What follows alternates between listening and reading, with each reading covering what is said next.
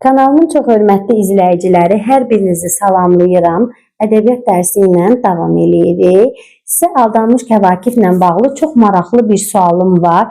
Bəlkə də bu sual heç yerdə qarşınıza çıxmayıbdı. Aldanmış Kəvakifdə olan Yusif Sərrac obrazı ilə bağlıdır sualım. Mirzə Fətəli Axundzadənin öz həyatı ilə bağlı hansı məqam Yusif Sərracın timsalında canlandırılmışdır?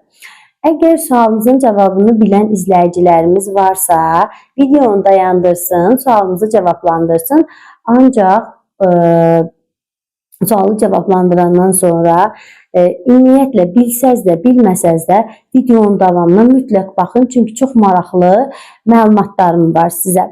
Mirzə Fətəli Axundzadənin təhsili tərbiyəsi ilə anasının əmisi Axund Hacı Ələsgər məşğul olmuşdu. Təbii ki, o dövrün tələbi idi ki, çox insanlar öz evlatlarına ruhani təhsili vermək istəyirdilər. Axund Hacı Ələsgər də Mirzə Fətəlini ruhani kimi görmək istəyirdi. Təbii ki, Mirzə Fətəli ruhani təhsili də almışdı.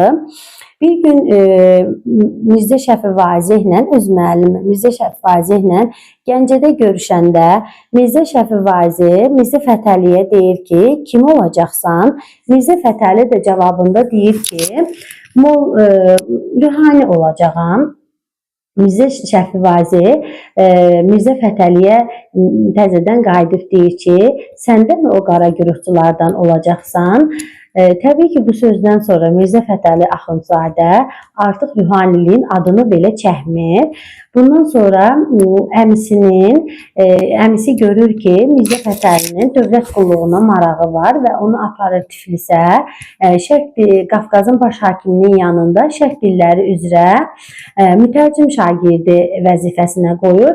Daha sonra isə Mirzə Fətəli Qafqazın baş hakiminin yanında şərq dilləri üzrə mütərcim kimi fəaliyyət göstərir.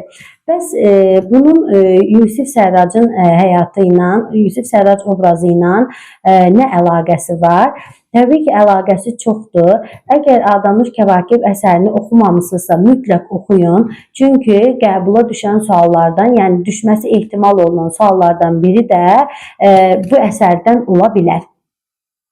Yusif Sərracın atası Kərbəlayi Səlim də oğlunu ruhani görmək istəyirdi və bu məqsədlə də onu İsfahanda ruhanilik təhsili alması üçün göndərmişdi. Təbii ki, Yusif də ruhanilik təhsili alır və Qəzvinə qayıdır. O təhsil gəlir, ruhanilərin iç yüzünü görür, saxtakarlığını görür və ruhani olmaq fikrindən daşınır. Çünki özünü bu zümrədə heç cürə görə bilmir. Ona görə də ruhani olmur və təbii ki, bilirik ki, sərraclıq sənətinə yiyələnir və Yusif Sərrac adı da elə oradan yaranmışdı. Mirzə Fətəli Axundzadə bilirik ki, Yusif Şah obrazını, Yusif Sərrac sonradan Yusif Şah olur da bilirsiniz. Əsəri dəqiqliyi ilə oxusaq bu ardıcılığı da tutmuş olacaqsınız. Yusif Şah Mirzə Fətəli Axundzadənin sevərək yaratdığı ideal şah obrazıdır.